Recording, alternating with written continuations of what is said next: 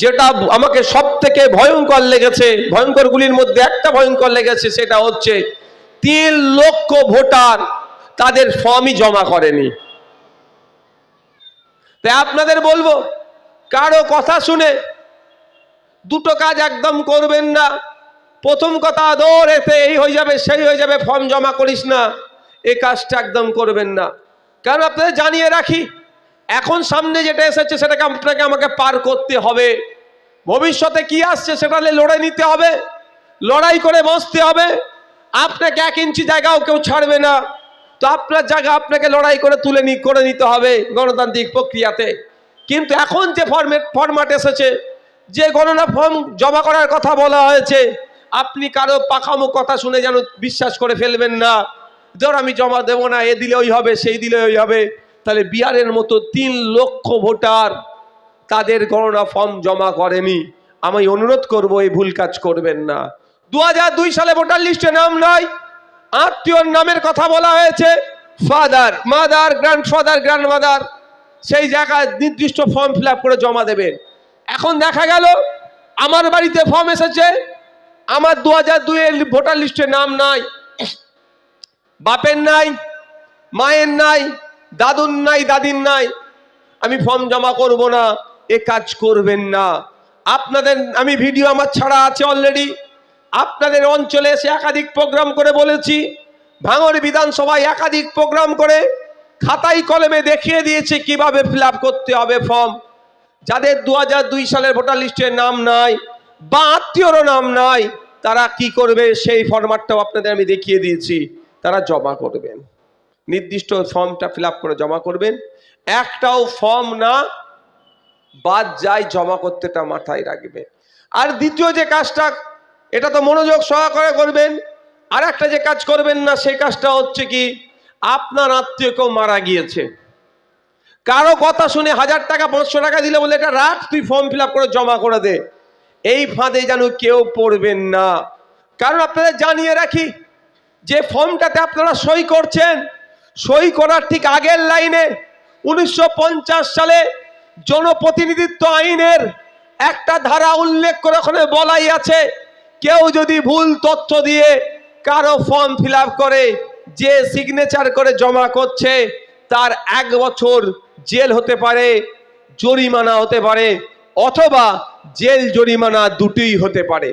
তাই মাথায় থাকবে তো, আমার বাপ মারা গিয়েছে, মা মারা গিয়েছে, পরিবারের কেউ মারা গিয়েছে, বা এখান থেকে বিয়ে হয়ে শিফটিং হয়ে গিয়েছে, রাজারহাটেও নাম উঠে আছে, এখানেও আছে, রাজারহাটেও ফর্ম এসেছে, এখানেও ফর্ম এসেছে, কারো কথা শুনে এই ফর্মটাও ফিল আপ করে দিলেন, রাজারহাটেও ফর্মটাও ফিল আপ হলো, জানেন সিস্টেমে কিন্তু ধরা পড়বে। যখন দুটো ফর্ম ফিল আপ হচ্ছে, একটা বাতিল তো হবেই, কিন্তু মিথ্যা ইনফরমেশনের জন্য 1950 সালের জনপ্রতিনিধিত্ব আইনের ওই ধারা 31 নম্বর সম্ভবত ধারা অনুযায়ী আপনি কিন্তু অপরাধ করেছেন। এই অপরাধে আপনার 1 বছর পর্যন্ত জেল হতে পারে। তাই সুতরাং আমরা ভুল কাজ করব না। মাস্টার মশাই কিছু কোশ্চেন দিয়েছে, আমরা উত্তর দিয়ে জমা দেব। উত্তরের একটা করে কপি আছে, থাকবে তোমাদের কাছে, ওটা আপনারা রেখে দেন, আতঙ্কিত হওয়ার দরকার নাই। মাস্টার মশাই যদি আপনার সঠিক উত্তরটাকে কেটে দেয়, কেটে দিয়ে বলে আপনি 0 পেয়েছেন, সব ভুল উত্তর দিয়েছেন, ভয় পাওয়ার দরকার নাই। আপনাদের বিধায়ক আপনাদের পাশে আছে, আপনার কাছে যে একটা কপি আছে উত্তরপত্রের, তার জেরক্সটা আমার কাছে পৌঁছে দেন, আমার নেতৃত্বদের মাধ্যমে আপনাকে চিন্তা করতে হবে না। মাস্টার মশাই আপনার সাথে ইনজাস্টিস করেছে, মাস্টার মশাই আপনার সাথে অন্যায় করেছে, আপনার দেওয়া অবৈধ তথ্যকে অবৈধ ঘোষণা করেছে, মাস্টার মশাইয়ের সাথে আইনি লড়াই আপনার বিধায়ক লড়ে দেবে, আপনাকে চিন্তা করতে হবে না, ভয় পাওয়ার দরকার নাই। 2-1টা দিন যাক, আমি কি কি করছি এই ভোটারের জন্য আরেকটু জানতে পারবেন। 2-1টা দিন যাক। তবে আপনাদের জানিয়ে রাখি, আপনাদের বড় ভাইজান ইতিমধ্যে আমাকে বলে দিয়েছে যে হাই সুপ্রিম কোর্টের আইনজীবীদের সাথে কথা বল, যদি পশ্চিম বাংলার একজন বৈধ ভোটারের নাম কাটা যায়, তুই সুপ্রিম কোর্টে গিয়ে মামলা করবি। সেটা দলিত হতে পারে, আদিবাসী হতে পারে, নমশূদ্র হতে পারে, মতুয়া হতে পারে, হিন্দু হতে পারে, মুসলমান হতে পারে, খ্রিস্টান হতে পারে, উচ্চ বর্ণের মানুষ হতে পারে, পিছিয়ে বর্গের মানুষ হতে পারে, ঝাড়গ্রামের মানুষ হতে পারে, ফুরফুরা শরীফের মানুষ হতে পারে, বনগাঁ ঠাকুরবাড়ির মানুষ হতে পারে, ভাঙড়ের ভোটার হতে পারে, ক্যানিং এর ভোটার হতে পারে, এমনকি যারা তৃণমূলের সমর্থক বা তৃণমূলের নেতা, তারও যদি বৈধ ভোটারকে কারো নাম কাটা যায়, সে যদি আইএসএফ এর সহযোগিতা নেয়, খাম চিহ্নের সহযোগিতা নেয়, তার পাশে অন্য কেউ থাকুক আর নাই থাকুক, খাম চিহ্ন থাকবে এবং আইএসএফ থাকবে, নওশাদ সিদ্দিকী তার পাশে থাকবে। এই নির্দেশনা কে দিয়েছে? আপনাদের বড় ভাইজান। কেন বলেছে কথা? আর্টিকেল 326 সংবিধানের 326 নম্বর ধারাতে উল্লেখ আছে, স্বাধীনতা আছে, অধিকার আছে, রাইটের কথা বলা হয়েছে। প্রত্যেকটা ভারতীয় নাগরিক যার 18 বছরের ঊর্ধ্বে বয়স হবে, সেই ভোটদানের স্বাধীনতা পাচ্ছে, তার ভোটার কার্ড হবে, সে ভোট দেওয়ার রাইট হচ্ছে। যখন আপনার আমার বাড়ির ছেলে, সে রামও হতে পারে, রহিম হতে পারে, ফতেমাও হতে পারে, সীতাও হতে পারে, যে কেউ হতে পারে, 18 বছর ঊর্ধ্বে হয়ে গেল, ভোটদানের স্বাধীনতা আছে তার, যে আর্টিকেল অ্যাজ পার আর্টিকেল 326 তার ভোটদানের রাইট পাচ্ছে। যদি ইলেকশন কমিশন অফ ইন্ডিয়া তার ভোটদানের স্বাধীনতা কেড়ে নিতে চায়, তাহলে ইলেকশন কমিশন অফ ইন্ডিয়াকে জবাব দেওয়ার জন্য এবং 326 কে আর্টিকেলকে ভায়োলেট করার জন্য ইলেকশন কমিশনের বিরুদ্ধে কেউ থাকুক আর নাই থাকুক, নওশাদ সিদ্দিকী থাকবে, খাম চিহ্ন থাকবে, মাঠে ময়দানে যেমন লড়াই হবে, সুপ্রিম কোর্টে ইলেকশন কমিশন অফ ইন্ডিয়ার কাছ থেকে জবাব নেওয়া হবে। ভয় পাওয়ার কোনো জায়গা আছে? আপনাদের বিধায়ক আছেন তো নাকি? আচ্ছা, আপনাদের বিধায়ককে ভরসা করেন কারা? হাত তুলে দেখান তো। মায়েরা ভরসা করেন তো যে আপনার বিধায়ক আপনাদেরকে মাঝপথে ছেড়ে চলে যাবে না? এই ভরসা আছে তো? তাহলে এইটা আপনার হাত নামান, চিন্তা আপনাদের করতে হবে না। আপনারা ফর্ম ফিল আপ করে জমা করে দিয়েছেন, আর কিছু বাকি আছে, আমি বলবো আজকালের মধ্যে জমা করে দেন, আজকালের মধ্যে জমা করে দেন। তবে জমা যখন করবেন, আপনি বিএলও সাহেবের সিগনেচার, স্ট্যাম্প, তারিখটা দেখে নেবেন আপনার কাছে যে কপিটা থাকবে। এরপর আপনি কি করবেন? ওই কপিটাকে নিয়ে রেখে দিন, একটা ছবি তুলে রাখুন, পারলে একটা জেরক্স করে রাখুন। 7 তারিখে 7ই ডিসেম্বর তো খসড়া লিস্ট পাবলিশড হবে, সবার নাম আসবে স্বাভাবিকভাবে। আমি ধরছি আপনার নাম আসলো না, তো কি করবেন?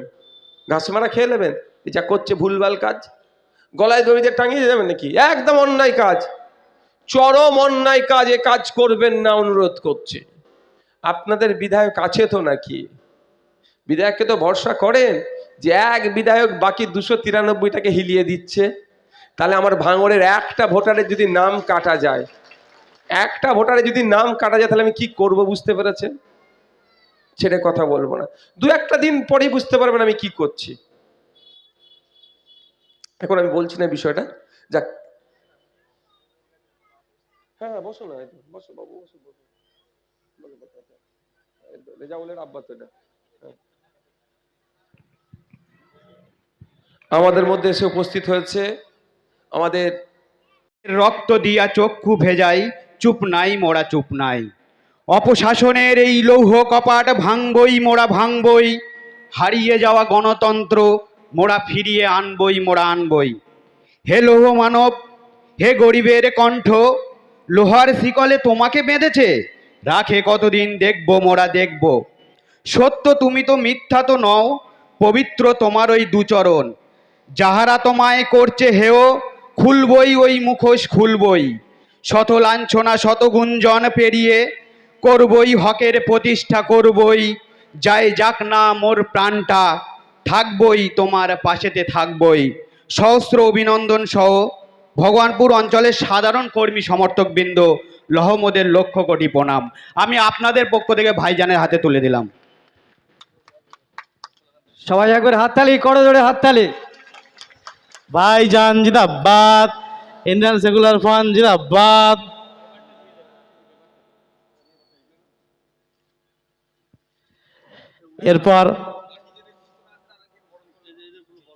এরপর আমরা আমাদের এখানে উপস্থিত হয়েছেন,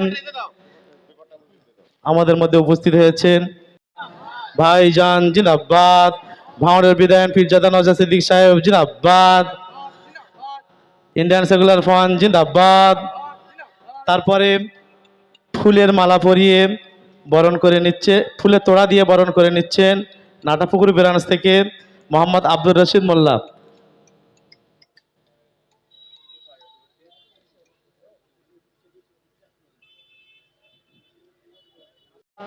ইনকিলাব ভাঙড়ের বিধায়ক জিন্দাবাদ। ফুলের মালা পরিয়ে বরণ করে নিচ্ছেন মোহাম্মদ আব্বাস উদ্দিন মোল্লা।